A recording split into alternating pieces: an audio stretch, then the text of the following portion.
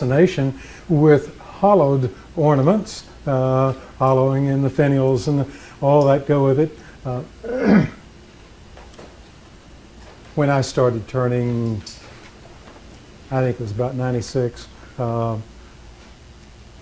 I started or had fascination with ornaments and tried to turn a different one, a different style, a different ornament every year, and just do a bunch of those and all that kind of stuff. And finally I got to the point that I couldn't remember which one I'd done when and all that kind of stuff. And I said I'd just give up and I'll just do something I really like. So I really have found a shape that I do like, and it's just a shape that I've come up with primarily because it uses most of the cuts that any turner needs to use. Beads, coves, and the flats that go along with them, but the combination of those and trying to make all that work together. And the one that we'll be working with tonight is primarily this guy, and it has the beads, the coves, and it's got the real sharp point on the end and all that kind of stuff. That's if the wood allows it to stay sharp. Sometimes the fibers just give out and they don't happen. So, having something that has more of that Scotia shape, the cove with a large and a small end, I try to do, and I've done these so many years that I can actually look back and see how I've evolved turning those and things that have changed. And then I have to remember, I'm changing just about every year that I'm turning these things. Something new. I'm trying something a little different than I did before. And so that produces a little bit of change. And this year it has been primarily, instead of what you see on this guy right up here, it's kind of small. Let's see if I can find one up here that has something like that. Yeah, then more like this, a much larger type of head to that Scotia. So little things like that. I really start off with about a 4.5-inch length of wood, roughly 1 3/4 inch square. It's all rough, no big deal. I use millimeters primarily because I can divide millimeters, and fractions always make me think. So anyhow, we're going to try that this evening, and I would encourage you to ask questions. I enjoy people who actually just come up and are kind of right in my, sight and breathing down my neck kind of thing. I enjoy that kind of thing when I'm turning. So you're welcome to do whatever you want to. I do mark one end. I'm using box elder, and Eric tells me that it's not the beetle that causes this, but it's actually just pressure on the tree. I don't know. It's nice to get it when you can, but sometimes you get it, sometimes you don't. So we're going to try that. I actually do put this into the chuck not by turning a finial to start with, but by actually just using the 4 corners, and that actually it just saves me a little bit of time is all. So I'll come up and we'll get this.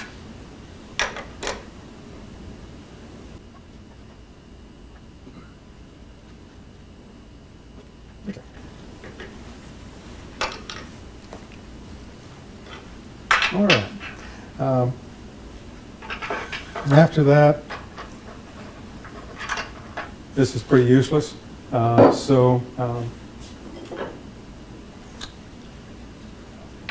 I was glad to see that you had a short tool rest. A lot of times, demo and just a long tool rest. I don't need a long one for this one, so it's nice to see that here. So we'll go ahead and get this going.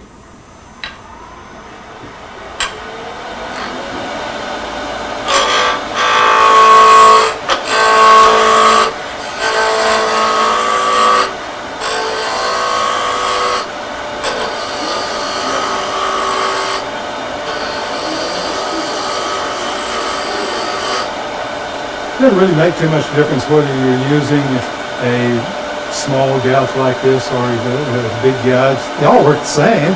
It's just a bit bevel and the cutting edge have to work together.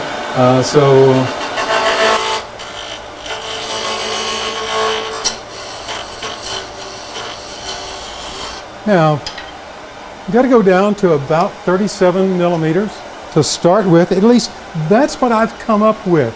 Again, it's not in a book, and I don't know anything else except to say I liked that proportion. That's about it in terms of how I came up with that. So I started out with about 37 millimeters. Obviously, I don't have it right now, so let's take this down.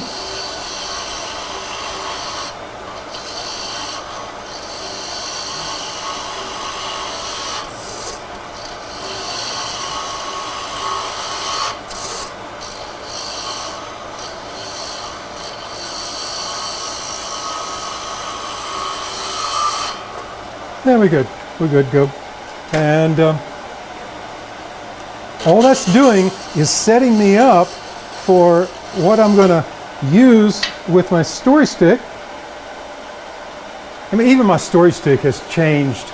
I don't even use all the points that I used to have on it. But, okay, set that up, and here's one I'm going to use.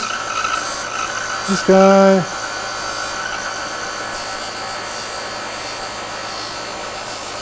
Okay, so I've got everything I need on that. Could you pass the story stick around? Sure, yeah, sure. Go ahead. Yeah. Okay. Now, I start off by saying it really takes, I think, most of your time to turn this first element, in part because you're going down to where it's kind of thin. There's one piece in here, it's got that kind of thing. So you got a pretty thin piece on there. I start off with about 10 millimeters and then go from there. So I'll go ahead and start that one down. I use primarily, in terms of parting tools, I use an 1/8" parting tool a lot, and I use it like a skew a lot. So I use the skew, I use the 1/8" parting tool, and I also use the beading tool. I love the beading tool. And I like it more than the beading, but primarily the same thing, kind of thing. So we're going to take go ahead and take a little bit at a time.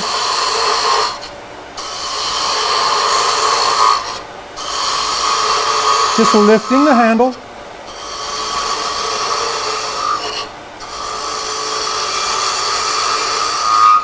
Obviously, we're not down to 10 millimeters, but we got it down to where it's at least a little bit less. So how much more do we have to come down? Good bit. So, okay, let's take this down. Let's actually get it down. Something to start with. It's still not there, but all right, let's... Okay, so there we go. Take the rest of this down.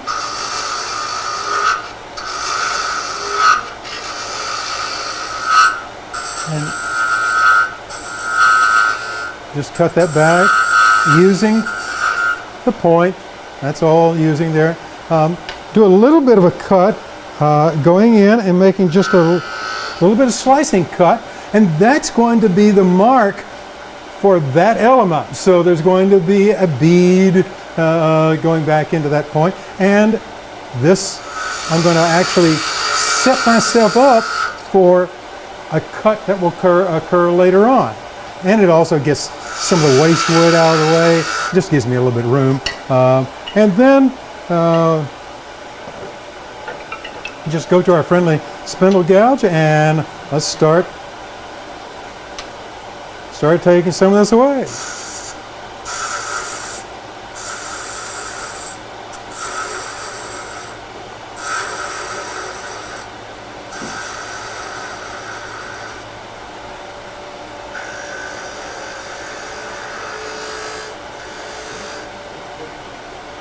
And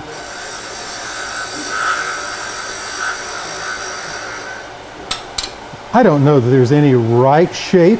I'm simply trying to make sure that it has a continuous round shape with it. And right now, on this back side, it actually comes out and comes to a straight line. So I've got to continue that back line. So I'm going to go ahead and get that going.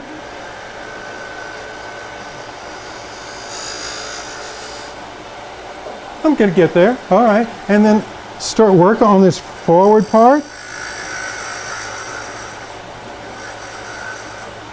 Just a matter of allowing the bevel and cutting edge to continue their work.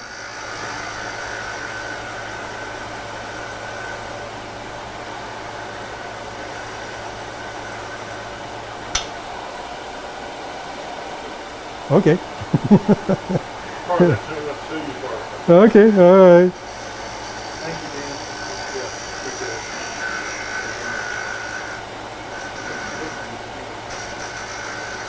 When you get down this part, you can't be in a hurry. You got to watch your fibers. I don't know how many ornaments I've actually found where the fibers have just been weak enough. You get down so small, the fibers, they just don't hold up.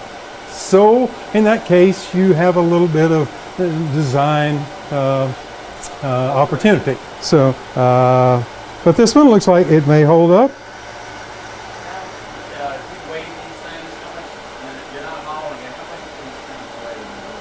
I don't know, but they're not enough to bend the branches. So I use a lot of, really most any type of wood. I like box elder because the grain tends to hold up for these small kinds of things. I use a lot of red oak. A lot of red oak. It works. And I like it. I really like it. Yeah. Another one that both. Yeah. If it's going to be something that where the finial is going to have to continue to stay, you really want to see the proportions of the finial, then it's going to have to be at least a little bit dry. Otherwise, it's just going to start twisting and turning. Yes, okay. So that's not a big deal there. Another one that I like to use, the red tip fatina. I like red tip fatina. You can't get it, you can't buy it anywhere, but you at least can get. Another wood that I love to turn is privet. Privet hedge. Huh? Down near the base? Yeah, yeah. You have to, right? No, you don't have to. No, there's a lot of ways to use this stuff, but privet will actually, I can actually chase threads in privet. Yes, and I love crepe myrtle. Yeah. So basically, I like the woods that are natural, that are not. You can't buy them, that kind of stuff. And so, yeah, I go with that. I'm not a fan of ambrosia maple. Just not a fan of it. That's all. And I've actually got 3 logs of it at my house right now, ready to, slice up and I hadn't quite figured out what I'm going to do with it, so they're still sitting out there. But you know, working with that. Walnut used to be okay. I don't find walnut to be any fun anymore because it's just all too, it grows too fast and it's just, it's not fun to me. Ash is wonderful. But the last ash that I got, well, that actually, I still have some for pepper mills. I actually got it in Iowa. It's just beautiful stuff. But somebody was mentioning the chestnut. I believe you had the chestnut. I have a little bit of chestnut left, and these things actually work well from the chestnut. They're just beautiful turning. I mean, it's so smooth, that kind of stuff. But you know, you're not going to get any more chestnuts, so oh well. So anyhow, that's what I primarily like for jobs. There's always a lot of poplar. There's always a lot of hard maple, that kind of stuff. So I'm not sure that I'm really a fan of that. It's just that's the utilitarian kind of stuff. I would prefer, in terms of turning jobs, to use European beech. I love turning European beech simply because it's straight grain. It's hard enough. It holds together real well, and it's about as cheap as poplar. So it's really a very good wood, and so I use that a lot. Where do you get it? Not Sewanee, no, Peachtree Lumber, out in Kennesaw. Yeah, yeah. So. Yeah. All right. So, yeah, and I still turn the exotics, but nobody can afford to pay for the exotics anymore. And so I still have a lot of exotics just sitting on the shelves in my shop and that stuff. So they're always a lot of fun. So.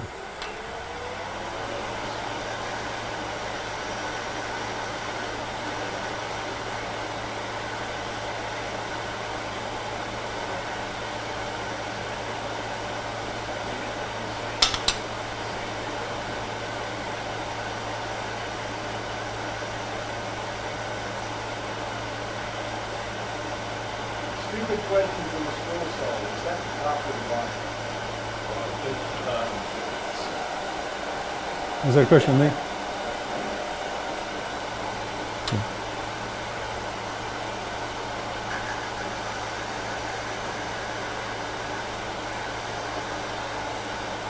Just trying to take a little bit of the high point off. Let's see a little point right here. See if I can transition that together. Now let's see if we can pull this all the way out to the tip.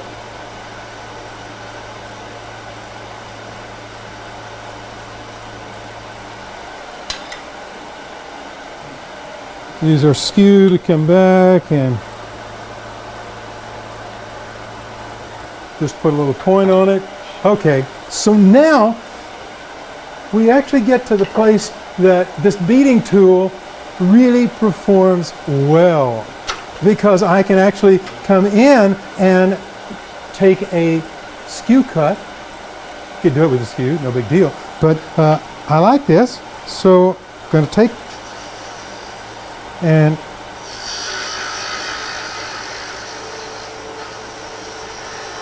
just go right in. So I've actually created a little bit of a bevel. I used to make these straight. Again, that's just a change that I've made. I got to where I didn't like the straightness. I like the kind of bevel effect right now. So, all right, that's there. And so now I've got to come back and make this transition.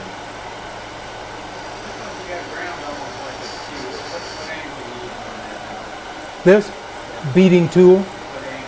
Oh, angle? Whatever I like. Whatever I like. It really is. Yeah. You can tell from just these tools that I like long bevels. because I do a lot of detail and I can get in to things. Same thing with my skew.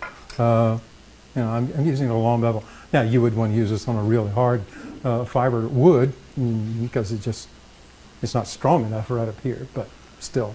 All right, so some of there. Don't really like that so well, so I'm going to take this and see if I can clean it up just a little bit. All right, so come in.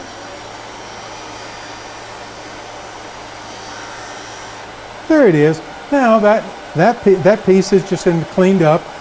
Okay, I'll just sand this in a little bit, but right now I'm actually going to take and set up for the next element.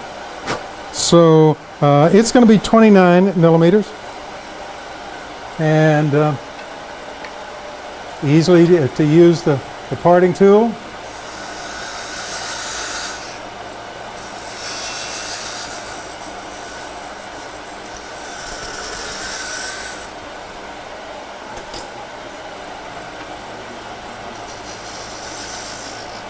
All right, this is all just plain waste. We could get it off with a lot of tools, but I love getting it off. Because it's a cove, I like getting it off with the bowl gouge. And I've taken my bowl gouge and I've put a long bevel on it. Basically, it's the same thing as my spindle gouge. That's all. So.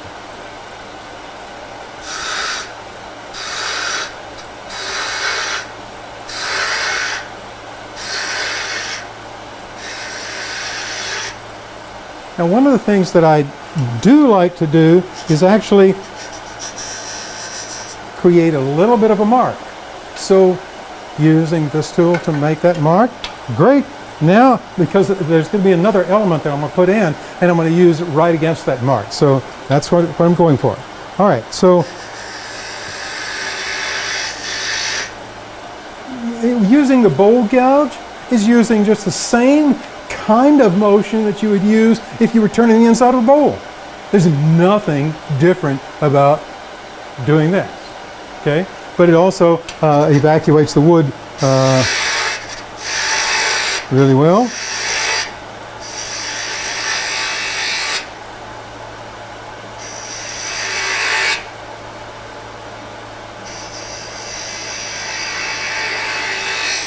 I like sharp corners. I like them to, if they come around and slice my finger, I like that. You know, that's okay. I don't mind.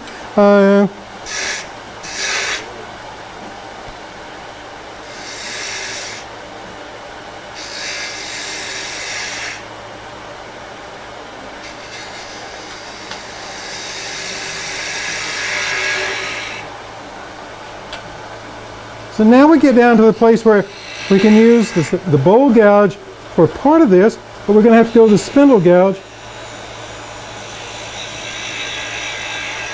at some point.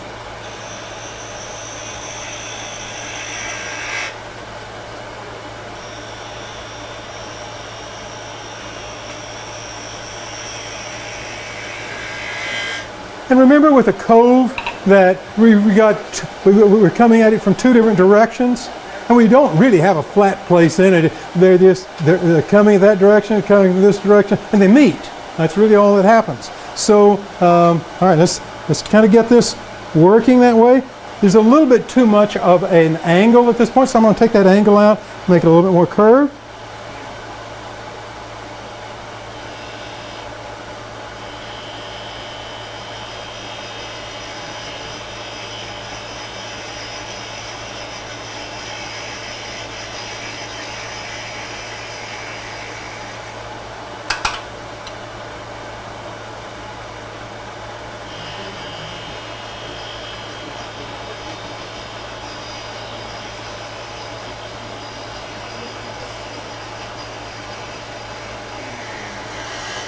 Remember, there is no right or wrong. It's just a matter of preference, that's all. So, you know, you come up with your own design, whatever you...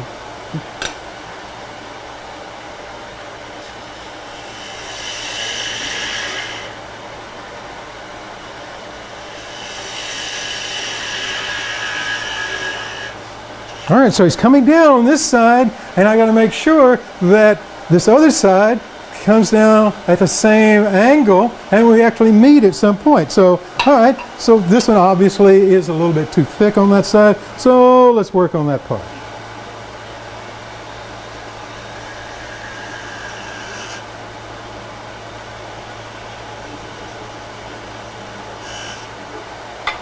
Okay, let's see if we can make those meet.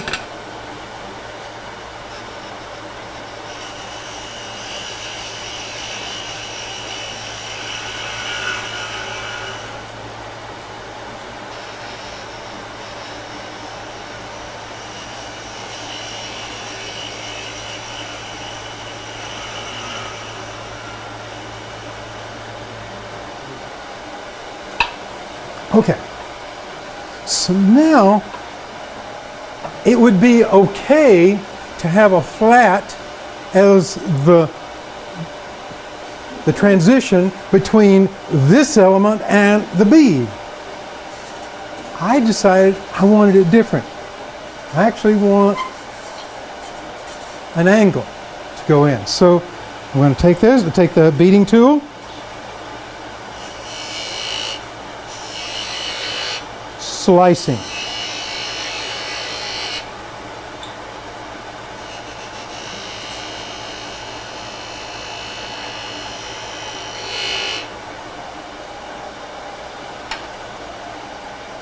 So that's done.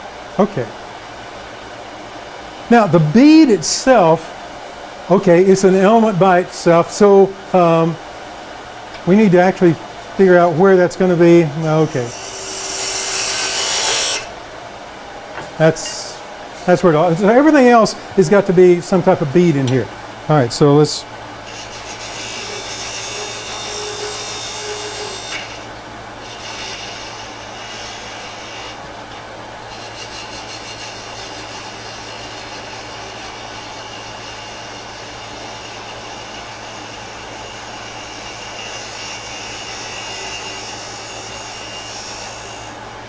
just lifting the handle to create that that cut, and need to come back and clean this up just a little bit.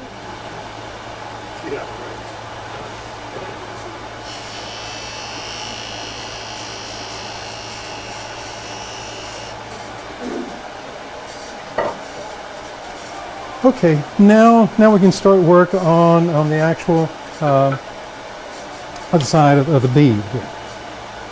Oh, this is in my way. All right, so it's waste wood. Let's get it out of the way.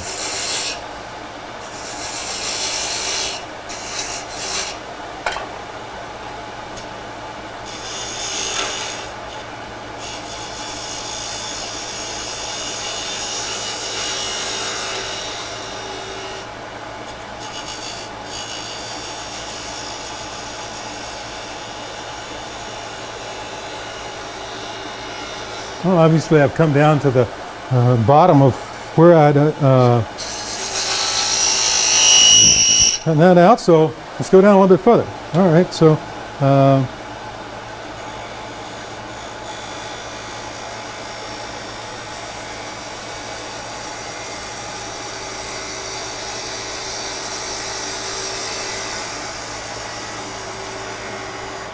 as many of you know, I teach regularly at another establishment here in the city, and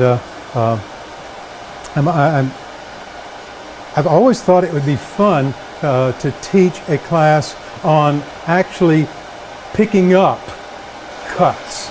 Basically, from curve standpoint, how do you actually pick up the cut? It's not so difficult to actually turn a bead, but actually learning how to pick up a part of that curve, I think would be an interesting class, but I haven't had that opportunity, so.